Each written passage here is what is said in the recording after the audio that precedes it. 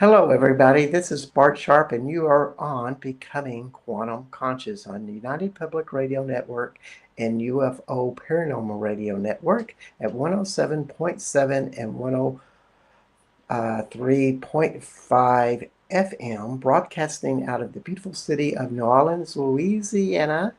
And we are also on Roku, YouTube, Facebook, and also the UPRN Talk Radio website. If you're not there already, you can tune that in or go to any of these places. And if you're tuning into my Facebook group, or excuse me, my YouTube group, I just invite you to subscribe to my channel.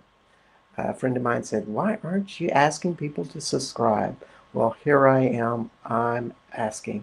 So, anyway, hope everybody's having a good day. And I'm, of course, on France time, 9 p.m. here. And of course, I just heard the death of Brian Wilson. I don't really bring up deaths too often. However, if you don't know who Brian Wilson is, he was the founder, head creator of the Beach Boys. And he, along with his guidance of the Beach Boys, basically changed music as we saw it. He was kind of the Bach of pop music in the 60s, and that went forth in the 70s and had all of these changes. A personal legend of mine. And I don't really want to bring remorse or sadness with this. He lived a long, fruitful, wonderful life. And I think he would be thinking of that before he died, and definitely after he's on the other side. Reminds me of bringing somebody on spiritualism again. I had Robin Shepherd on about a month ago, and we talked about that, and maybe she can tune into Brian. I don't know. But we just want to wish our condolences to Brian, but also acknowledgement to all of those out there that really loved him, and we just send our love out to him, which love is a big thing in this reality, and a lot about loving yourself and that process that it makes demands on you if you want to keep that love alive. It does, it does, it does, because your other alternative is to either get sick or find a way to die slowly, painfully, quickly, go into addictions, go into crazy chaos, or you can start to step into the other side of a higher evolution. And that's who we have today, is somebody that's lived that and has written about that. And so I want to bring on Aelea Zhane. Hey, Aelea. Hi, How you doing? I am doing well. How are you? I'm all right. I'm all right. And I always see you. I know Aelea for the last few years and know that life has been tricky to her, and presented her with some really interesting challenges. And through all of those lessons, she decided to write a book. I just wanted to start just with her biography. I think that would really explain it. I love my explanations, but that could just be my ego. Aelea, a 42-year-old woman, has experienced a whirlwind of life events, from 3 marriages and subsequent divorces to diverse careers and marathon finishes. Yet, despite her relentless efforts, life chaos leaves her feeling astray, on the verge of surrender. Aelea yearned for balance, harmony, and inner peace, but the path remains elusive. Just when hope dims, fate intervenes in the form of a mysterious accident, a collision at 68 miles per hour, which she miraculously survives unscathed, unharmed. This inexplicable event ignites a golden radiance within her called glow. As the universe orchestrates a transformative awakening, Aelea realizes she's been granted a second chance. With Glow as her guiding light, she embarks on an intimate journey of self-healing and rediscovery. This life-altering experience serves as a defining moment, prompting Aelea to embrace her rebirth and undertake a profound soul journey. Underpinned by the wisdom of Lao Tzu, a journey of 1,000 miles must begin with a single step. Aelea enjoys successful reputation as a professional chef and is the owner-founder of cookingwithruthie.com. She's a chef who loves to travel, bringing cuisines, cultures, and culinary adventures to her readers. So, Aelea, welcome to the show. Thank you. Thank you for having me. Yeah. Thinking of this, it's like maybe I should have had you as one of my chefs in one of my tours. I don't know. Might make myself mad now. And those who have been on my tours are listening now. Y'all can chime in if you say, what? Well, Any, I'd always be happy to join anytime. yeah, I what an adventure to go to France just to cook. Uh, but anyway, so this concept, this book you just released, uh, A Glow, GLOW. Mm. Why don't we start this conversation by just telling us what do you have? What's a good definition in your experience of a glow? Sure. To me, it's it began as a small bud in my heart chakra. I did not have glow before the miracle accident that you spoke about. However, I have always been very intuitive and listened to my spiritual cues. All of my life, I learned as a small child that it was very important that I notice and listen to deja vu. Now, to some people, deja vu is just a phenomenon that happens in the brain. To me, it became a self-awareness cue that I absolutely followed, and it saved my life along with my children's lives on numerous occasions, which I don't go into that. However, that rule of thumb I applied when I got glow. So after the miracle accident, I was hitting a semi twice at 68 miles an hour. I'm walking away without a bruise, a scratch, nothing. I had this new sensation burning in my heart. I did not know what it was. I did not know that it would become a navigation system for me. All I knew is that if I listened the way that I listened to deja vu, that it could guide me. And I began playing with it, glow. So as I allowed it to expand, the miracle accident, it will be 10 years in this November. And so I've had plenty of time to come to learn about how to work with glow. Now, that's a very long explanation, and I probably haven't even gotten to your question yet. It's a very abstract concept as I've read through some of your chapters. Yes. It's very personal, but yet I think we may have our own concepts of it. Sure. And we might not have to be hit by a semi at 68 miles an hour. Oh, no, you do not. No, in fact, I've had experiences now that glow emanates in all of my chakras and pretty much all of my being. It's very noticeable to people.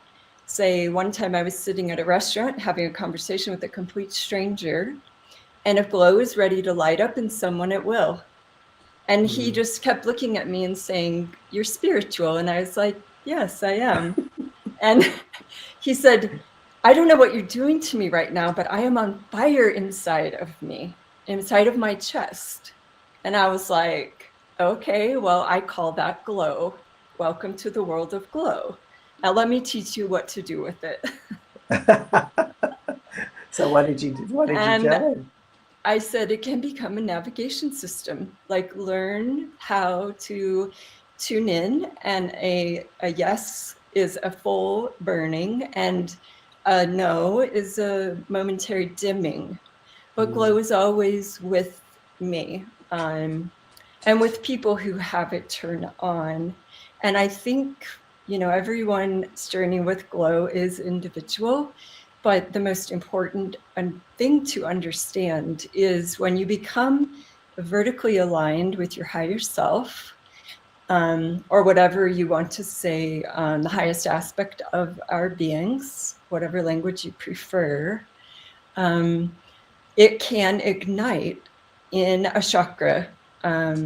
I know someone else who had ignited in their third eye before their heart. I know people that have it and didn't know what it was. They're like, mm, "Oh yes, I have that. mm. Tell like what can I do with it?" Yeah, so it's I got this superpower, but I don't know how to fly yet. exactly. And it's interesting because, as you know, my journey with glow is the book, and people are able to read the book and all the processes and tools, the research. I'm very interested in life from a global perspective, especially Hmm. with the ancient philosophers around the world. So I spent so much time studying and researching. It took 5 years to complete the book and bring the concept together, of my life with Yeah, glow. yeah, Yeah. yeah. When you talk about it, you talk about a burning, but it doesn't hurt like fire. Are you talking about more of like a light turning on or something like that? Or a sensation that expands, or does it feel good? Maybe that's the Yes. first question. Yes, it feels good. It's a very calming. Um, if I were to explain it in words, and this is actually the first time, it's a great question. It would be like when you are in the mountains and it's early morning and it's cold, even though it's summer, and that first burst of sunlight that shines through the mountain peaks and warms you, that would be glow. Mm, Yeah, great wow. question. So, here you kind of got jump started using a car term from a car hitting you, and all of a sudden this happened. Yeah. Uh, do you have any additional explanation of why you think it happened that way, or is it just as simple as my whole body got shook up, or was it, think it was a near-death experience and you dipped into the other side? I mean, I do. Before this accident, I was in what is in biblical terms coined a dark night of soul. I mm, was making very harsh judgments about everything I'd ever been taught to be the way, because I had tried it many times. And I was at the, let's see, at the time of the miracle accident, I was in a very dark night of soul. I was finishing my third divorce. And let me promise you, you never get married to divorce, right?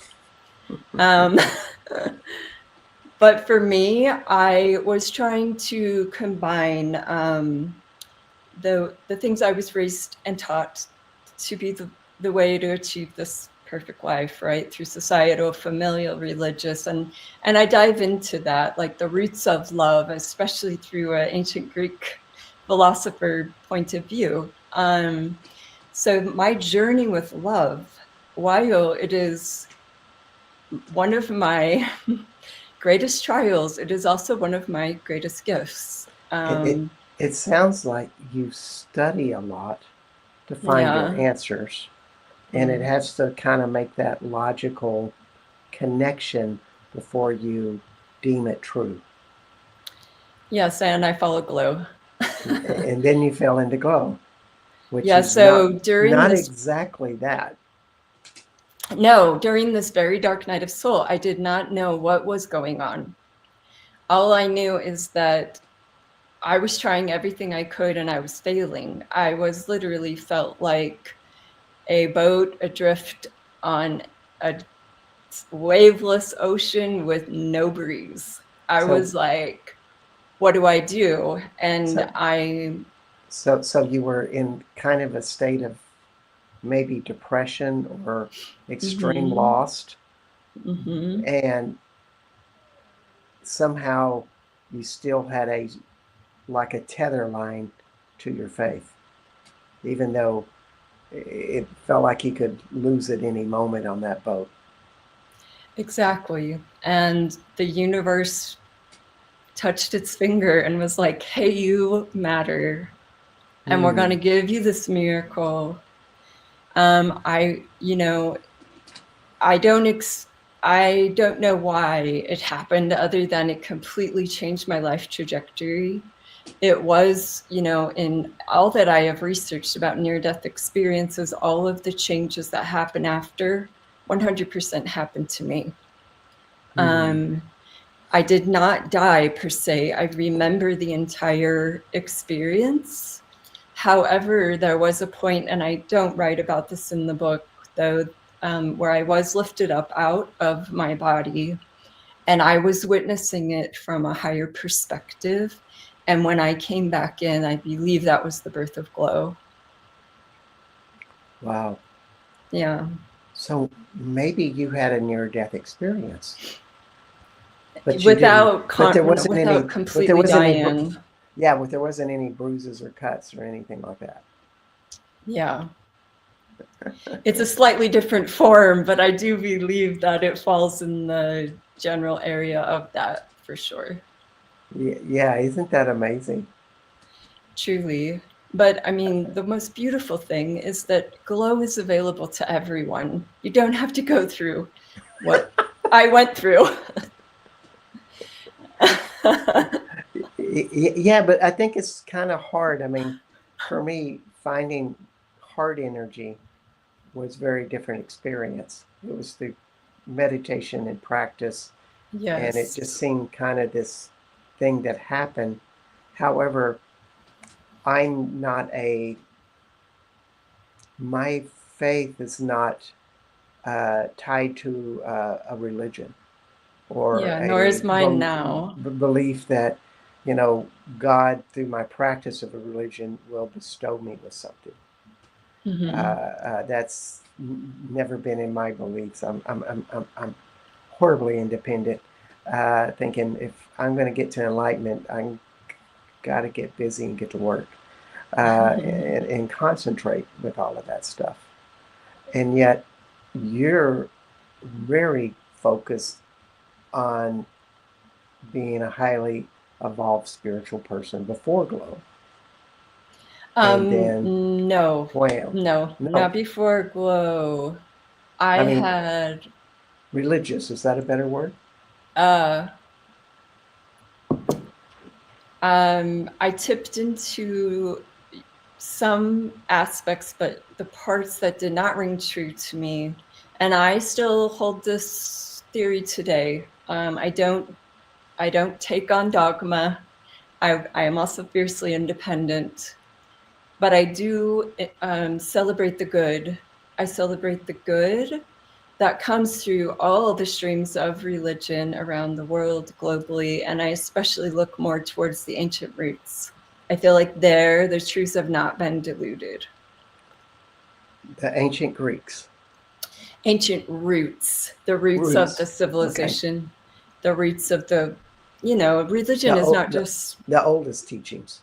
yes, exactly, Yeah. the old, Okay, because I know you have a big connection with Greece, yes. and and all of that. So I didn't want to get too far in the show, but my next question would have been, well, how does Greece fit into this whole scheme? Because as I understand with your book, you show you have a lot of adventures Yes.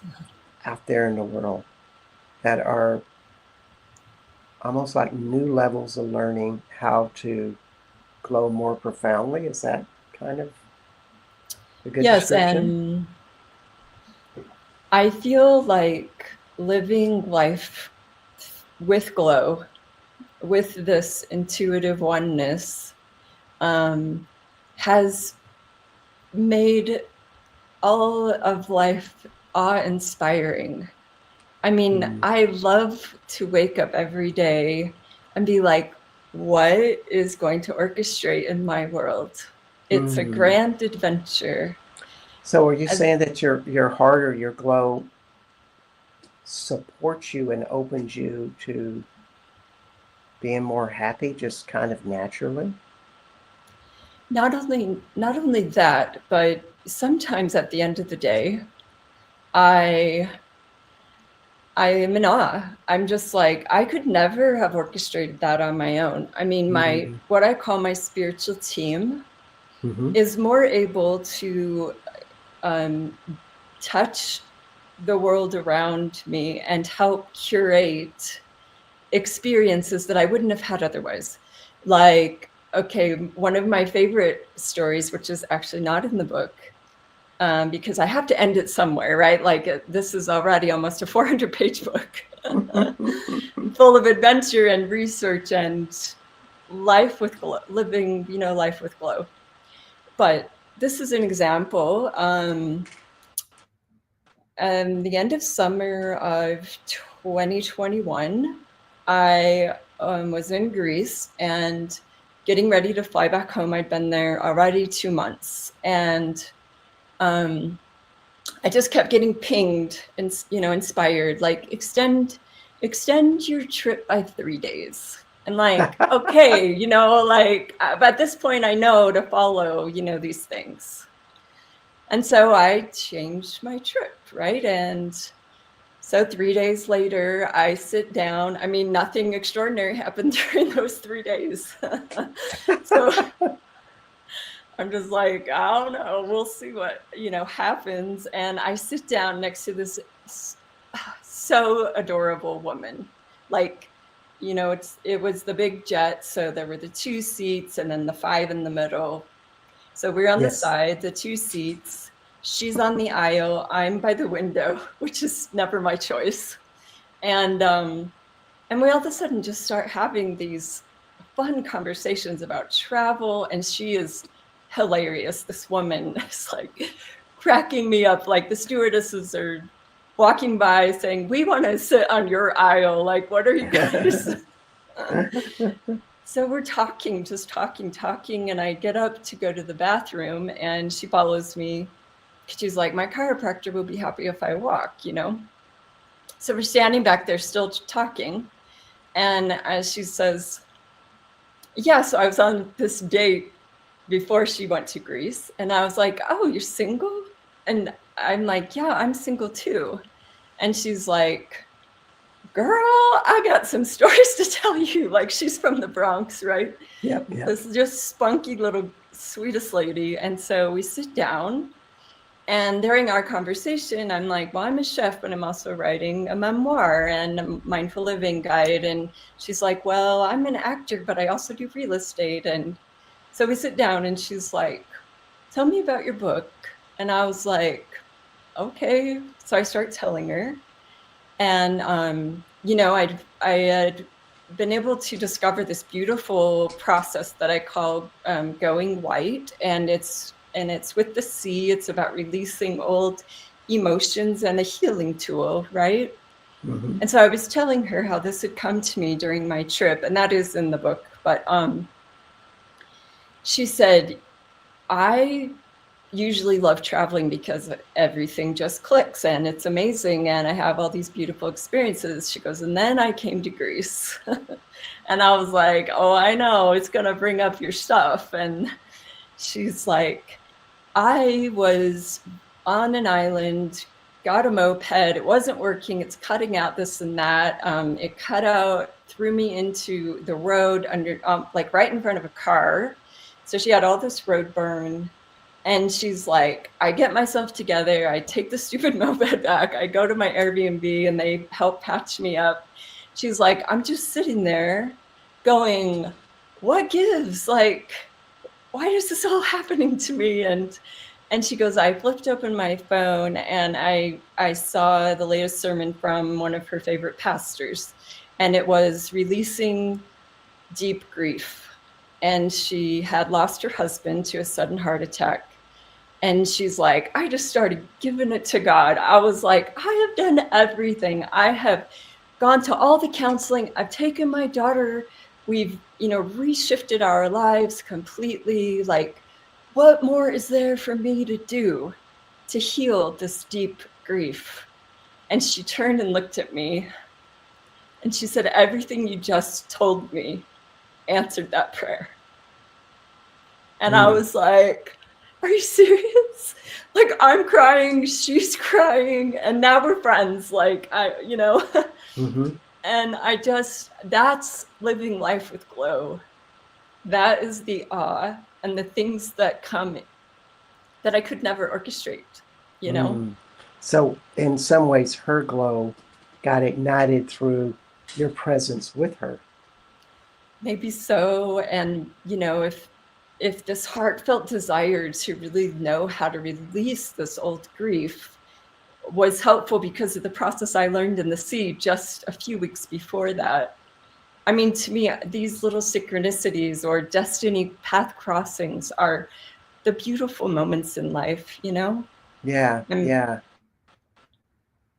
so there's an example. Well, I I think love that. when we do have that, yeah, when we do have that heart opening and we have it inside of us, it facilitates other people to have that because you carry an expansion that transfers. And some people Yeah. somehow unconsciously get opened by that.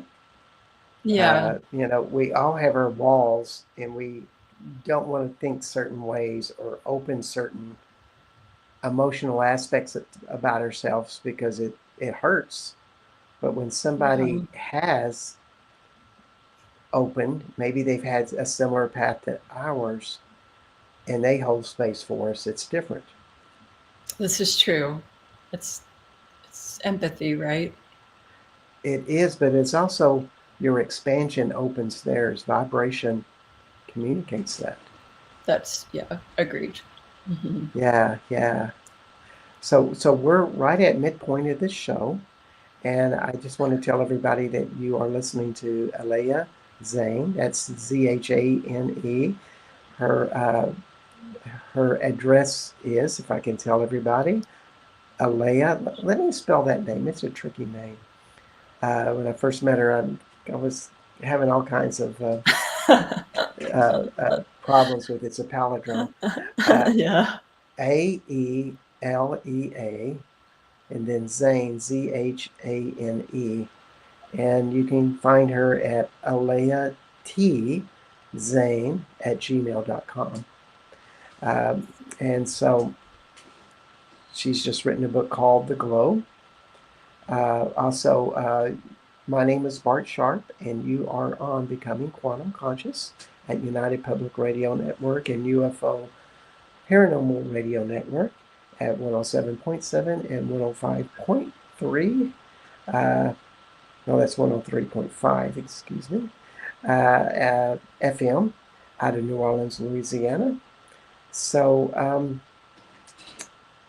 just thinking about all of those people out there, and because we all want to teach, we all want to share our gifts. When you awaken, like you have this experience that you've gone close to the edge, and something wakes and something changes.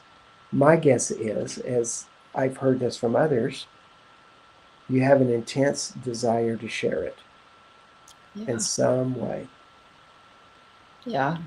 And so, could you give anybody advice on how they can cultivate this type of consciousness inside of them? Oh, absolutely. Um, Wonderful. yeah, it's a daily work. There's no magic wand, although, we have our intuition and our ability to connect with those beautiful spiritual cues, that whether or not yours is glow, I have seen and had the experience of people being able to awaken glow by becoming aligned and doing their inner work. Now, inner work is, it's that. It absolutely is a daily practice of um, using mindfully conscious tools. I like the term mindfully conscious Hmm. because to me it means that every thought, word, and action creates an impact that affects the entire world, and beyond that, the universe. When we come to understand that we are one, that we're not divided, that all people are one, that we are one with universal source, your higher power, um, you're divine, whatever language you want to use, we're all pointing to the same energy, and truly incorporating and understanding at a very soul deep level Hmm. and working through your shadows. And our shadows, whether light or dark, they are actually our powerhouse. When we Yeah. learn to embrace all that we are, um, the very best and the very worst, and uplevel them, bring them into a state of supporting our lives versus vice versa, right? When they are not upleveled, they are in a way controlling us. So to do that inner work, to get real with yourself, to look in the mirror, to be like, where am I at with this? Fall in pure love with yourself, as you spoke in the introduction, is critical, It, because it's the fountain of all abundance, that yeah. love. Also, there's two things I'd like to add with that is so much of what you're talking is about this intellectual process where you study, you recall the stories of your life, you you go into forgiveness of yourself, you take responsibility for your actions, apologize if needed, but also more like have a allowance and an understanding of why you did what you did in a most likely dysfunctional setting. All of that is so much about recovery work. Um, and then there comes this point where you break through and you have this big release, and it feels wonderful. And to me, that's really getting close to what you're talking about with the glow. But there's something that the intellect lets go, and something viscerally shows up in your body that vibrates. Yes. And that's the crossover, and how to get there. And we're both there. We both live in that visceral world of light. Uh, and all of what you said is great because we all have to do that work. Let's take it a It's little bit essential. deeper. Yeah. Mm-hmm. How do you think people can get into that visceral sense with that? That they feel that light vibrating and it's just, or as you Truly. say, it's burning inside of you, so to speak, or it's this big light that's beaming out and you feel like you got a flashlight coming out of your heart. All of those are very adept descriptions. Uh, And good, on point. Yeah. yeah, yeah, yeah. So, share any ideas that how do you get there? How do you break out of that intellect? Because what we have in common is that we grew up in kind of dysfunctional homes, maybe dysfunctional relationships, had a lot of pain. We did all of that work, and somewhere we stepped across where bliss actually lives inside of us. Yeah, And it's like a light. Like, it's true. You know, I my journey with glow, it was an instant turning on at the accident. From there, I had to learn to work with it. For others who have shared with me, it has been once they became internally aligned, when they were clear enough to allow that to come in and then to ask for it. mm, So, because we have our free will, we have to ask. And I had to ask, what is this thing? And why do I have it? And how do I learn to work with it? And mm. you know, in the book, I do go into, I call it the nitty gritty with glow. It's the last journal entry, and quite interestingly, the Hawaiian culture has what I experience as glow. They call mana. So Hawaiian mana is exactly what we're speaking about glow. Only I didn't know that even until the very end of writing the book. Did one of my son's friends who was having a hard time, I let her, you know, read the manuscript, and she said to me, I have this. In Hawaii, it's called mana. And MANA. MANA. All right. And so to understand that there's a very sacred um, culture that understands and works with glow or mana, um, and I go into it and with a mantra of how to receive it, and it does become a practice to ask for it, to be in alignment to receive it, and it will turn on. Yeah. One of the chakras will light up. It won't, I don't know if it will be the heart or the third eye or the crown, but wherever you're most in alignment, wherever that is most clear and open to receiving higher octaves, it will turn on. Yeah. I I think have we do. experience, yeah. Yeah. And to distinguish this, it's not something that something outside you bestows you with. Like maybe they helped you click it on through the accident, maybe your angels or Yes. something. However, I always see it as something that you have to step across into that Yes. and practice it. And learn Uh, to trust it. yep. Yeah. And As I it's not a crystal ball, right? Like it helps you navigate life in grace. There's yeah It's not all roses and butterflies out there. We are going to go through hard times. But to know that glow is always with me, whatever shows up at my door, I can navigate it and expand and become more through the experience of it. And that is the most beautiful feeling, to know that I am guided by the spiritual cue. indeed.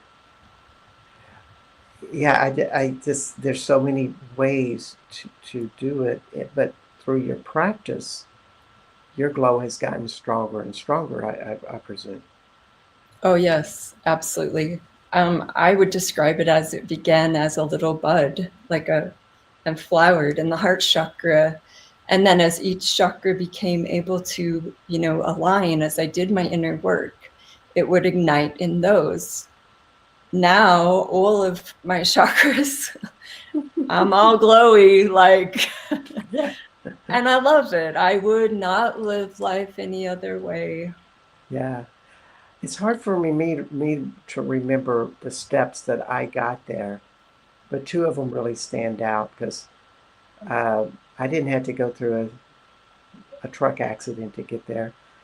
I would meditate by a lot of trees and activate a quest to be in communion with all energies. And I would start feeling the tree vibrate beside me. And a tree is kind of like an infinite source. The earth is definitely an infinite source, but I would just visualize that energy's coming into me. And it just seemed like the heart was more receptive to that vibration.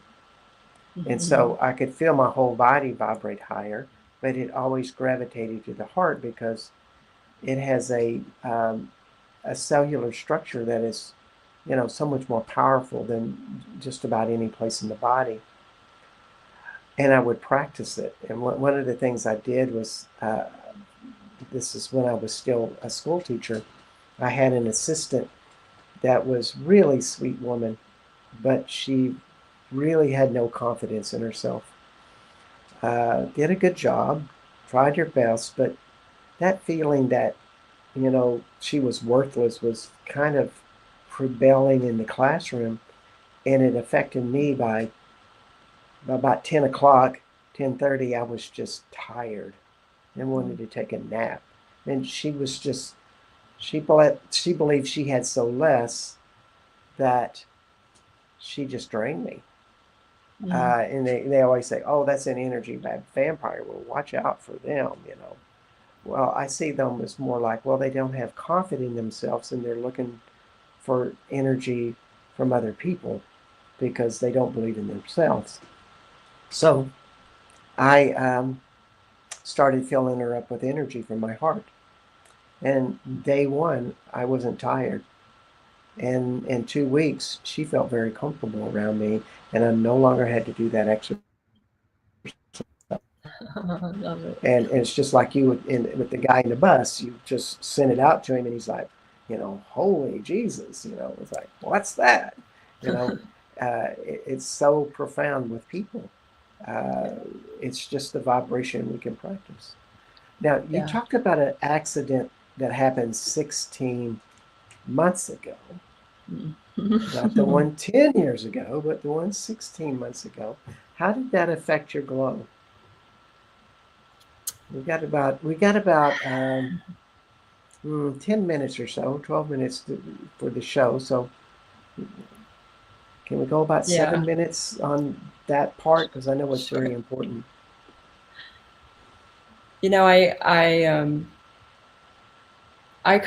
I find it quite mysterious that I have this aha, beautiful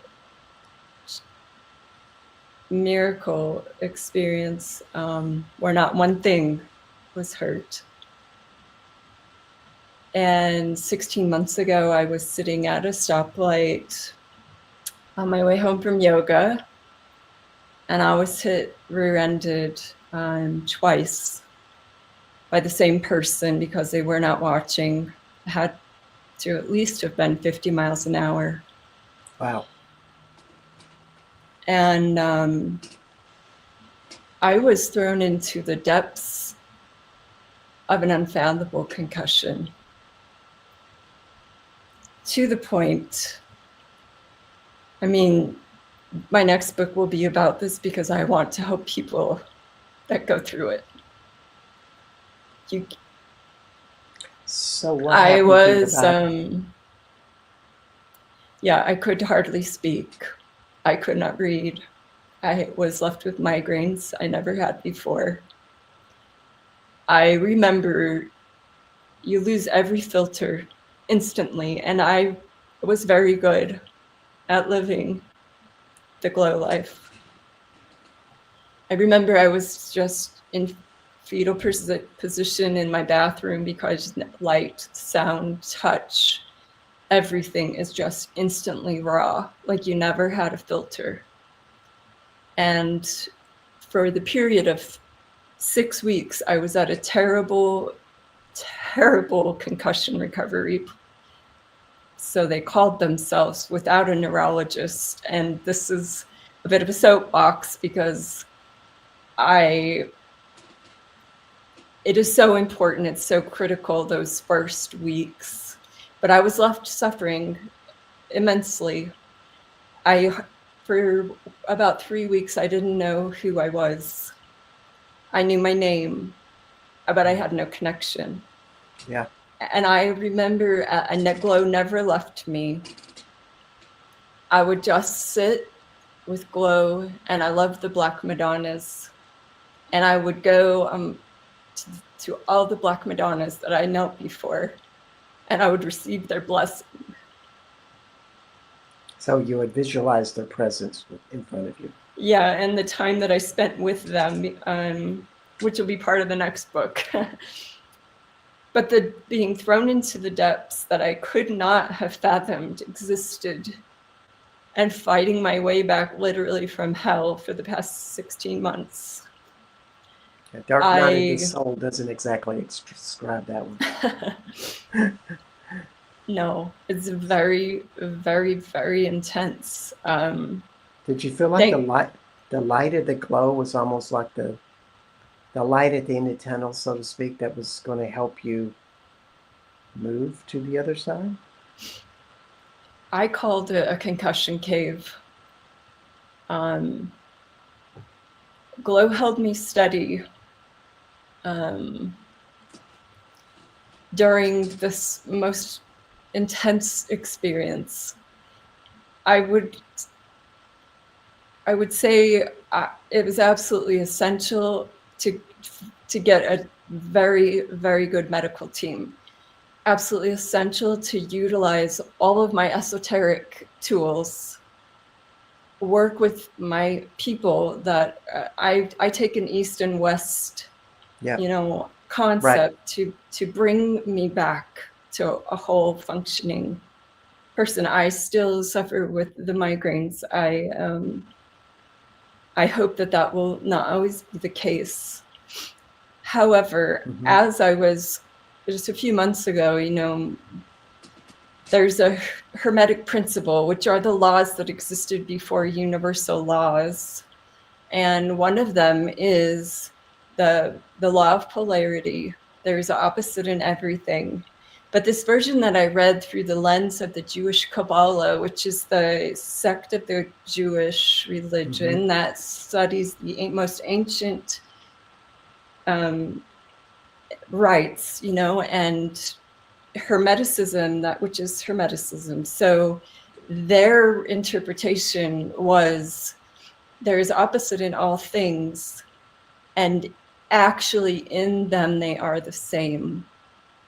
And I was like, oh my God. I had this aha, white miracle, and this whoa, dark depth, truly another miracle that I could have died. It definitely has transformed and transmuted me 100 times more than the first. So the polarity was the two accidents. And the way their effect on me is the same. And so the second one threw you into deep darkness through all the disconnections you had neurologically. Yes. And so because of the team that I mean, 15 medical, and outside of that, another 10 esoteric and Eastern medicine practitioners. It is not a simple thing. The brain is amazing and can heal over time. However, it is so critical to make sure that you're getting good care. And I'm still digesting and trying to understand it all. But even in the depths of this experience, and absolutely being forced to see every tiniest bit of me, all I can tell you is I completely resonate and would repeat 1,000,000 times a day Socrates' final words, which were, all I know is I know nothing. Show me the way. Because right now I cannot read. I cannot hardly speak. Yeah. And it You happened 1 month before I was supposed to publish my book. and So, here you are in complete darkness and neurologically not being able to find your way home, yeah, but yet you had these few things like the glow. glow, the black madonnas, to just kind of be your guiding light. Yeah. And also through medical help, uh, you were able to piece all of this together again. And it expands even more. Um, I'm not the same. I have had as big of a transmutation, which means to transform into a higher thing, um, as Okay. the miracle accident. So I want to ask this question, and I want you to. I'm going to challenge you and say, Okay. answer this in 1 minute. For Okay. anybody that's had something similar, that they have been lost either physically or otherwise, what advice would you give them? To know yourself, to do all the work, to clear out all the yucky stuff. Because at the end of the day, knowing yourself and your connection with your higher, um, I, I don't like to like give my terms because we're all pointing to the same thing. The great above, your higher power, universal source.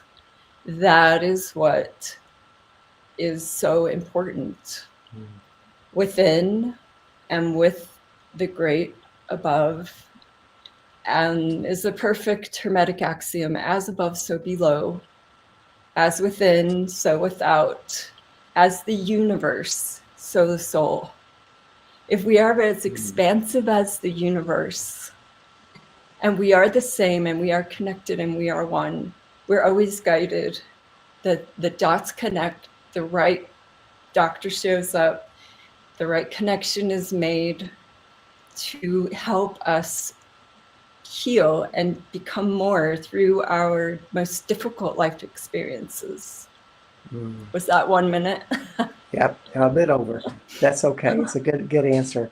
What's not said in there is blame. Uh, and I'm sure there's sadness, there's probably shame, but you're not projecting that out into blame or anger at maybe others, or projecting that onto other people. That's what I'm getting as I've talked to you before on these topics, and that never comes into your universe.